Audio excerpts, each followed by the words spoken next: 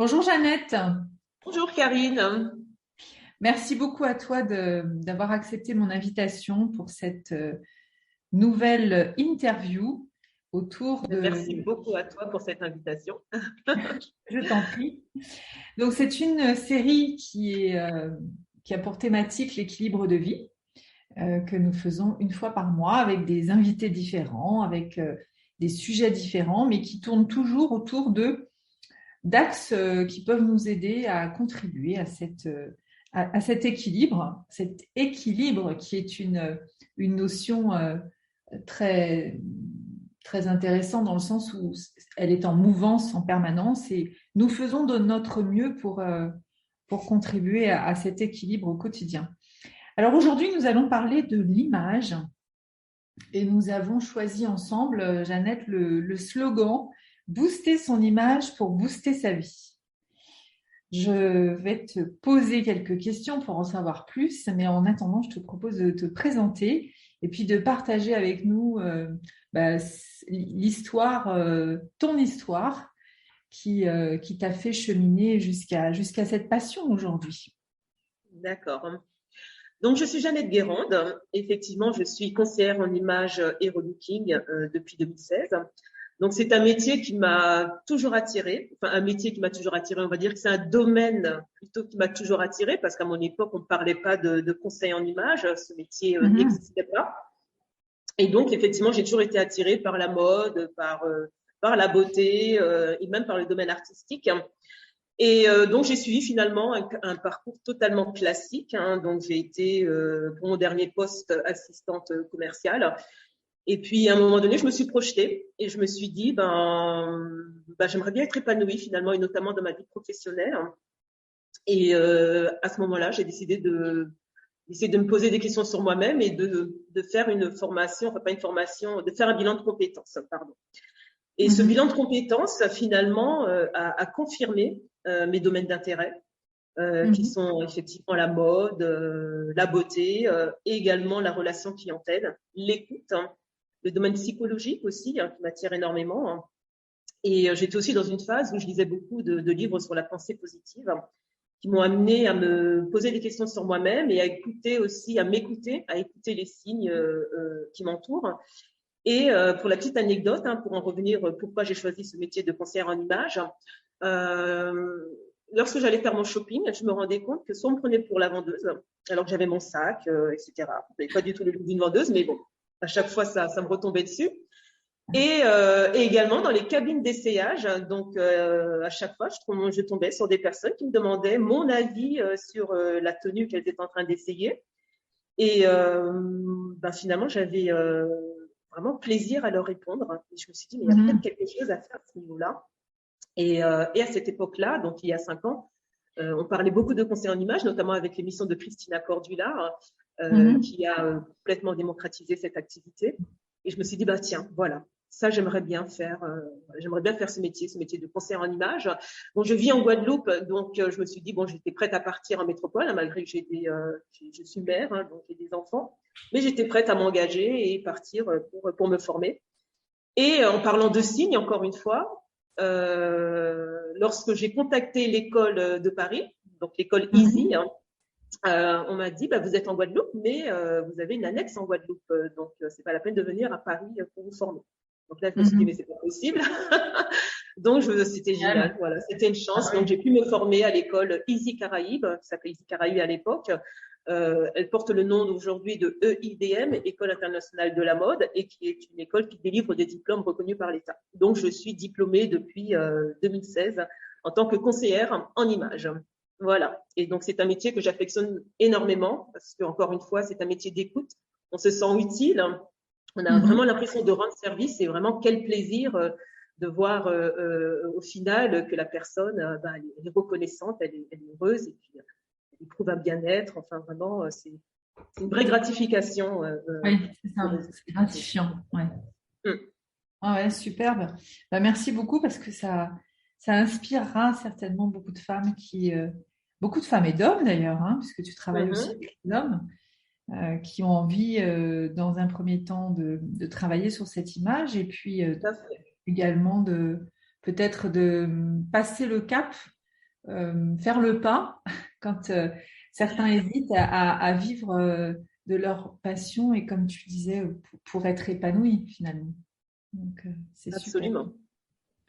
Merci. Alors, alors on va planter le décor hein, tout de suite. Comment tu définis l'image et puis quelle différence tu fais entre image et look? Alors, l'image, Karine, c'est l'image que l'autre va percevoir. En fait, c'est le visuel, c'est l'apparence. Mhm. L'image, c'est ce qui va nous définir. C'est notre vitrine. Ça va donner des informations sur nous. Ça va refléter notre personnalité. Donc, le but, Ouais. c'est que cette image soit en cohérence, finalement, avec nous-mêmes. Quand on parle de look, en fait, le look, c'est une référence, en fait. Voilà, c'est une référence, c'est un référencement vestimentaire. C'est quand on parle de look, on va parler de casual chic, par exemple, sophistiqué. Donc, c'est juste un code vestimentaire finalement. Alors que l'image, c'est une part de nous-mêmes et c'est également, bien sûr, le visuel. Mais quand on parle d'image, c'est vraiment profond parce que finalement, euh, quelque part, il faut que cette image soit connectée avec notre intérieur. Donc, c'est vrai qu'on Mhm. rentre un petit peu dans la psychologie, hein, mais en clair, il faut juste que l'image que l'on transmet, l'image que l'autre perçoit, au mieux, hein, soit en connexion avec ce que l'on est à l'intérieur. Voilà. Superbe. Donc oui, c'est très large. C'est beaucoup plus large que juste le style C'est beaucoup rattaché. plus large, effectivement, que ce que l'on voit finalement, qu'un look. C'est vraiment plus profond que ça. Mhm. Donc, tu as parlé de vitrine. C'est un sacré outil de communication, hein, comme une vitrine, effectivement, va montrer, va montrer et donner envie de rentrer, de Ou rentrer à l'intérieur l'inverse, du magasin. Ou à l'inverse, oui, c'est l'inverse. vrai. Voilà. Mais, donc là, c'est finalement, c'est le message qu'on envoie aux autres, qui peut être à la fois soit notre allié, soit au contraire notre pire ennemi, là, dans ce que j'entends. Absolument, hein. Il faut savoir que l'image, ça rentre dans ce que l'on appelle la communication non verbale. Donc, c'est-à-dire, ça va dire des choses sur nous sans même qu'on ait employé de mots finalement. Il y a d'ailleurs une étude qui a été faite avec le psychologue Albert Mehrabian qui dit que la communication non verbale, finalement, elle représente 93% de la communication globale. Donc, ça laisse 7% pour les mots. Donc, bien sûr, ça comprend le visuel, hein, donc l'image, mais également la posture, la gestuelle, l'intonation, le débit de la voix également. Donc, tout ça sans les mots.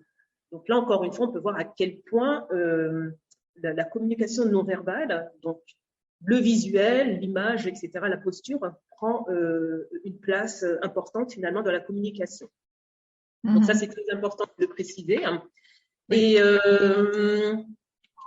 en ce qui concerne l'image, on peut la diviser également en deux parties. Donc on a Mhm. ce qu'on appelle l'image intérieure et on a l'image également extérieure. Quand on parle Ouais. d'image intérieure, on va automatiquement parler également d'estime de soi. Une personne qui a une mauvaise image d'elle-même, automatiquement elle a une mauvaise estime d'elle-même et donc elle manque de confiance en soi. Ce qui va lui donner, elle aura finalement quelques barrières éventuellement, quelques blocages pour réaliser ses objectifs, alors qu'une personne à l'inverse qui a une bonne image d'elle-même, elle aura automatiquement une bonne estime d'elle-même et donc une confiance beaucoup plus grande, ce qui la rendra plus forte. Ça va rassurer, voilà, ça apportera de l'assurance. Et Oui. bien sûr, elle sera plus apte, plus capable, elle osera relever des défis, réaliser des projets. Donc, on voit là encore une fois à quel point l'image a un impact vraiment, vraiment important donc pour notre intérieur. Et concernant l'extérieur, c'est pareil. Et là, on va parler de la première impression. Une personne qui va arriver de manière négligée à l'entretien d'embauche, on sait très bien d'ailleurs que l'interlocuteur fait son choix à 50% dans les 7 premières secondes. Donc là, encore une fois, on voit l'impact de ce que renvoie finalement l'image. Donc une personne Mhm. négligée aura moins de chances d'avoir une ouverture d'écoute de la part de son interlocuteur qu'une personne qui va arriver préparée, qui va arriver de manière soignée. Donc voilà. Super. Mais Mhm. vraiment, là, tu as parlé d'assurance hein, pour relever des défis. Mhm. Tu as parlé aussi de confiance en soi renforcée pour Oui, réaliser sa vie d'une manière générale. Donc, on voit mhm. à quel point l'image est vraiment essentielle dans sa vie. Là, ça va même au-delà de l'équilibre.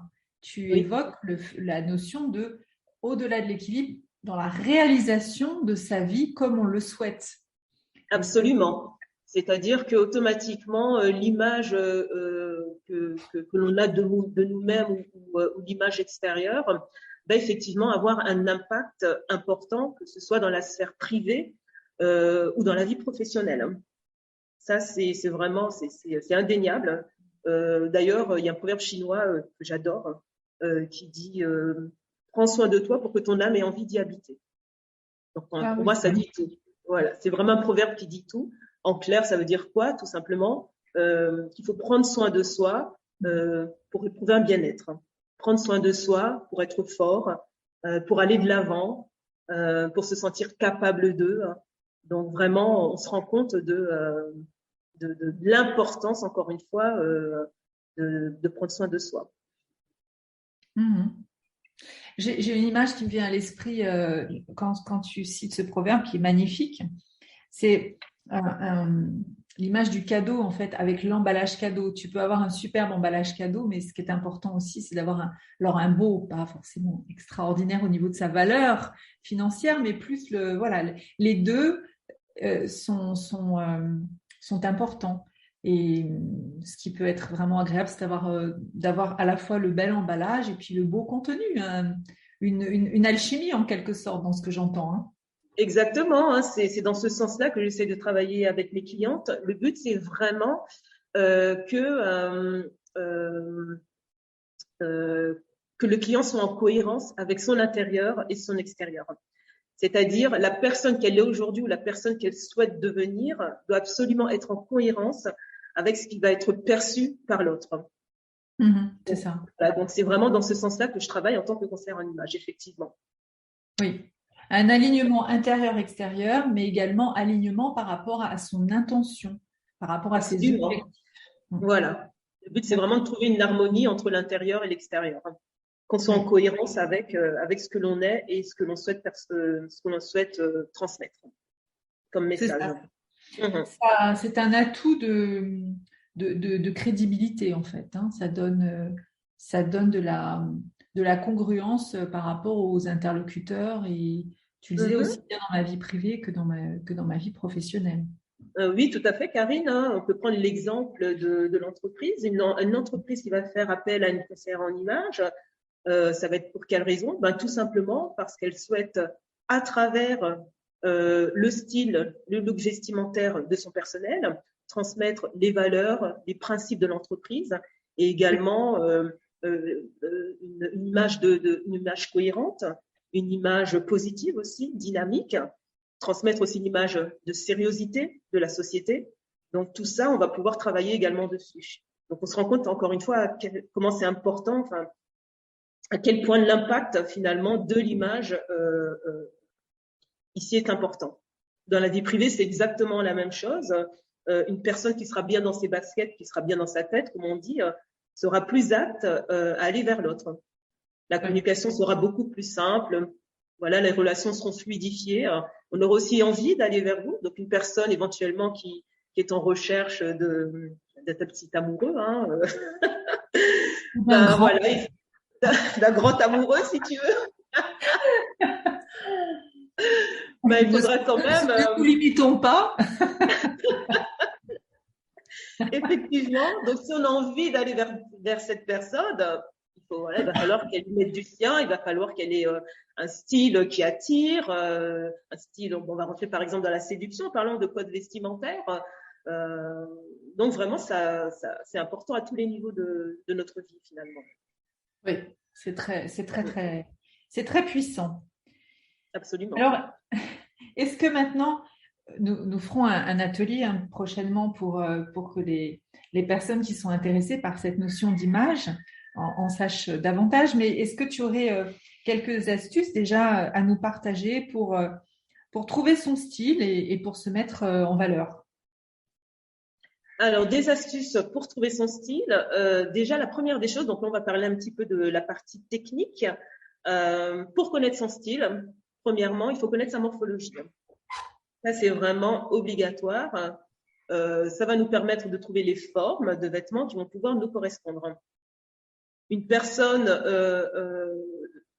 peut très bien porter un vêtement qui vous plaît, mais ça ne vous ira pas forcément, finalement, parce que vous n'avez tout simplement pas la même morphologie que votre voisine ou que votre copine.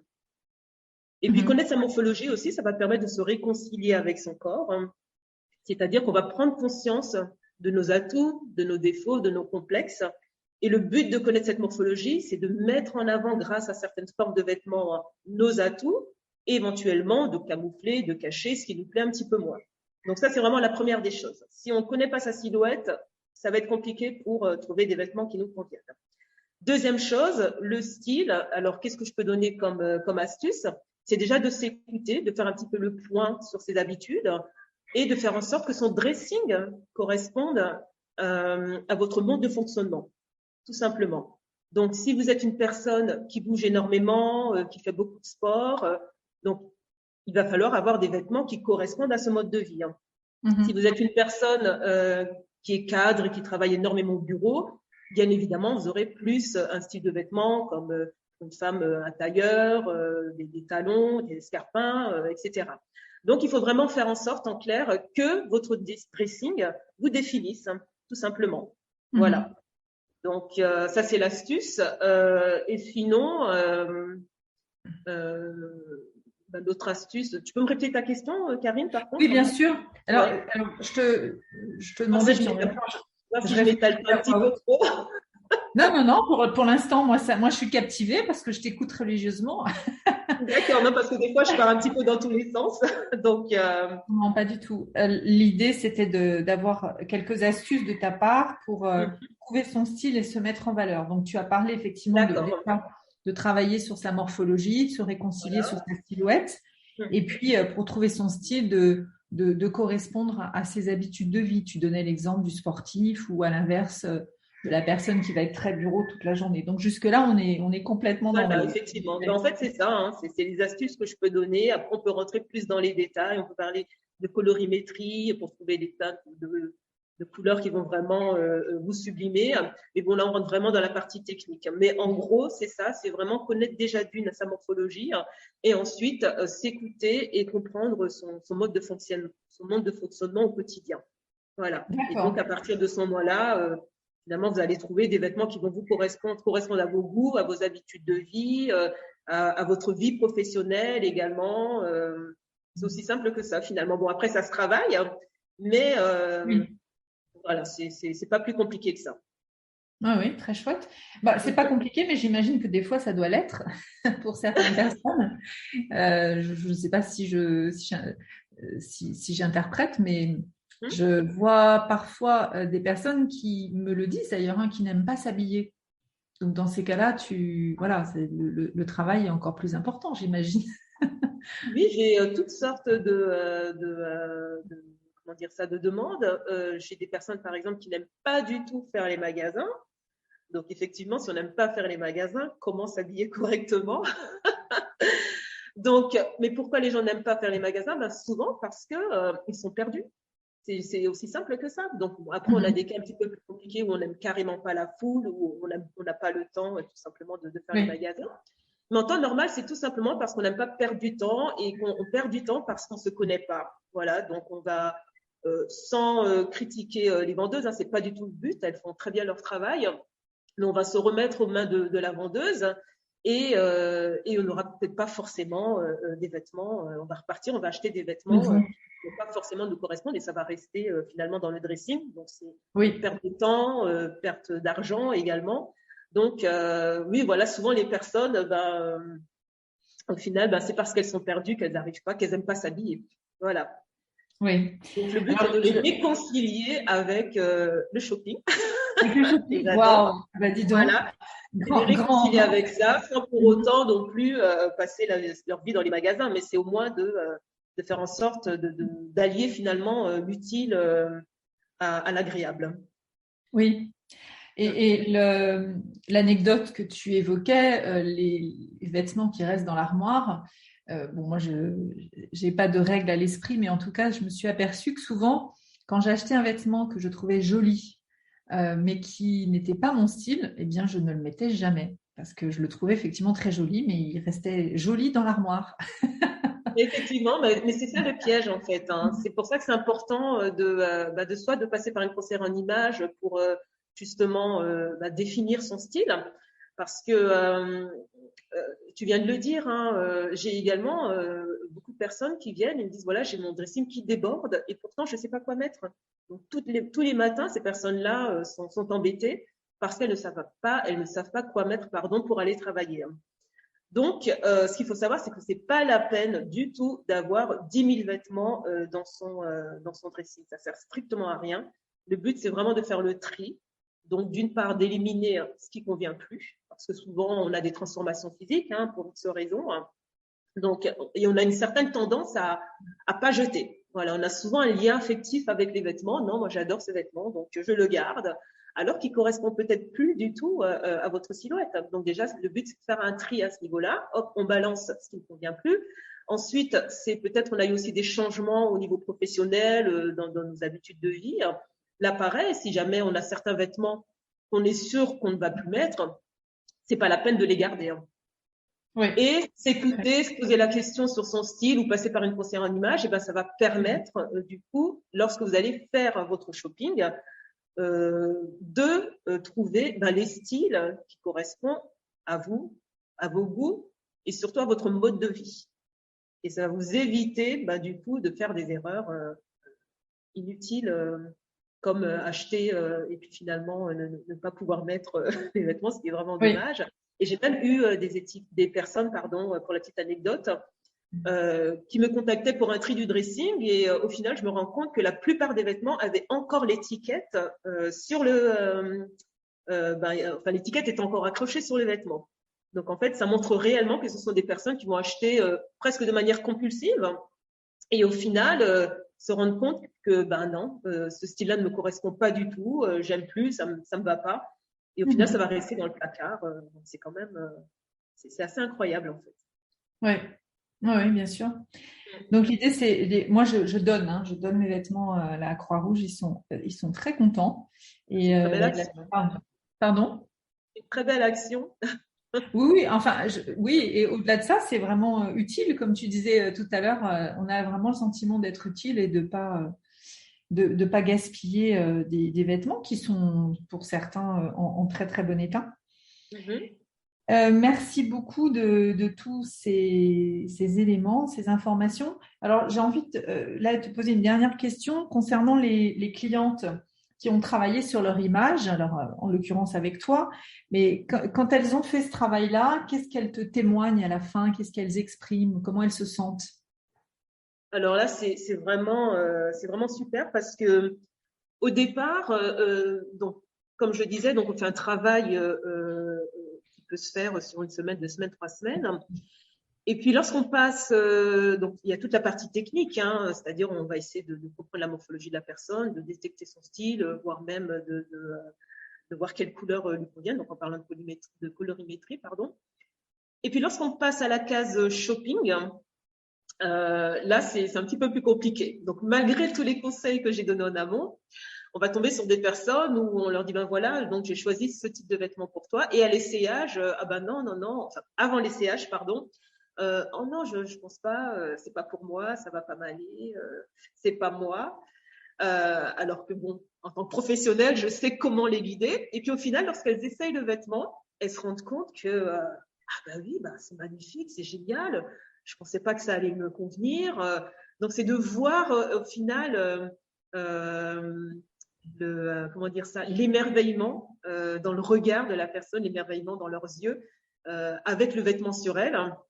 Et c'est là qu'on se dit, oui, ouais, ça fonctionne. Et puis sinon, j'ai des retours aussi vraiment génial de la part de certaines clientes, notamment une qui me disait que voilà, j'ai un style un petit peu trop juvénile et donc j'aimerais avoir un style plus féminin. Il se trouve que cette personne travaille à l'Éducation nationale, hein, donc elle a travaillé avec des jeunes, hein, donc elle a des élèves. Ouais. Voilà. Et puis, après être passé après avoir travaillé ensemble, le retour que j'ai eu, c'est qu'elle me disait que les élèves lui ont dit, mais madame, c'est super, où est-ce que vous avez acheté votre pantalon? Alors que c'est pas du tout la même génération. Donc, non seulement elle était beaucoup plus féminine, mais elle est restée moderne finalement. Donc, on dit la vérité sort de la bouche des enfants. Donc, c'est vrai que lorsque les enfants vous disent, madame, vous êtes belle, vous êtes super comme ça, alors qu'ils n'étaient pas censés, hein, normalement, enfin, ils sont pas censés au premier abord complimenter, hein, ce sont vos élèves, donc normalement, il n'y a pas ce genre de relation. Mais voilà, voir ce retour de la part de ma cliente, hyper contente en me disant, ben, vous vous rendez compte, et tous mes élèves ont dit que j'étais vraiment superbe aujourd'hui. Donc, c'est-à-dire que le changement a été vu. Le changement a été vu et ça, c'est vraiment un retour vraiment magnifique. Ils ont validé. Ils ont validé, voilà. Et maintenant, de la part des enfants, c'est encore plus beau. Ah oui, ça c'est une belle épreuve, hein. Passé. Bon, ben c'est superbe. Mais écoute, je te laisse peut-être nous dire un dernier mot si tu le souhaites concernant ce sujet. Et bon, là, j'ai trouvé vraiment superbe le lien entre l'image et puis l'équilibre de sa vie en général. Donc voilà, je te lance le micro pour le moment. Avec plaisir, Karine. Ce que je peux conseiller à tous, à toutes et à tous, hein, c'est de continuer de prendre soin de vous. Prendre soin de soi, ça va vous permettre vraiment de vous sentir bien. Voilà. Et tout le monde a envie de se sentir bien. Se sentir bien, ça va vous permettre vraiment d'avancer, de déplacer des barrières, hein, d'avoir cet état positif aussi, parce que dans la vie, on a souvent des coups bas. Et prendre soin de soi, savoir qui on est, savoir ce qu'on vaut, ça va permettre que même dans certaines situations difficiles, dans certaines expériences difficiles, ou voire même des échecs, vous allez pouvoir vous relever finalement, parce que vous savez qui vous êtes et vous savez ce que vous valez. Donc, c'est le mot de la fin, voilà, que je partage. C'est de prendre soin de vous, de ne pas vous laisser aller, et que chacun est unique, hein, chacun est comme il est, et que chacun est magnifique finalement. Voilà. De prendre soin de cette pépite que nous sommes et d'être son meilleur ami avec douceur et bienveillance. Absolument. Et notez aussi que pour être bien avec les autres, et on n'a pas le choix que d'être bien avec les autres parce qu'on vit quand même dans une société où on n'est pas seul, hein, on vit en société. Donc c'est important que les relations se passent au mieux. Et pour que ça puisse se faire de cette manière-là, il faut déjà qu'on soit bien avec soi-même, bien dans sa peau, bien dans ses baskets, comme on dit, pour finalement être bien avec les autres. Merci beaucoup. Merci Jeannette pour merci à toi, Karine. Le partage. Et puis, je mettrai dans les commentaires, donc bien sûr, le lien vers ton site internet qui est ta société Code Allure. Oui, codeallure.fr. Codeallure.fr. Je mettrai aussi tes coordonnées. Je mettrai la page LinkedIn d'Eclicom. Et nous annonçons tout de suite donc l'atelier, en tout cas le Save the Date, c'est le 9 avril, qui est un samedi, à 10h Guadeloupe, 10h Guadeloupe Antilles, 11h Guyane, 15h Paris et 15h Maroc, puisque l'atelier du mois dernier, nous avions des personnes de toutes ces régions-là du monde. Donc, c'est génial. Oui, c'est superbe. Super. Voilà. Merci beaucoup. Nous aurons l'occasion lors de cet atelier d'aller un petit peu plus dans le détail de certaines astuces. On vous enverra les informations. Et puis, à très bientôt. À bientôt. Merci à toi, Karine.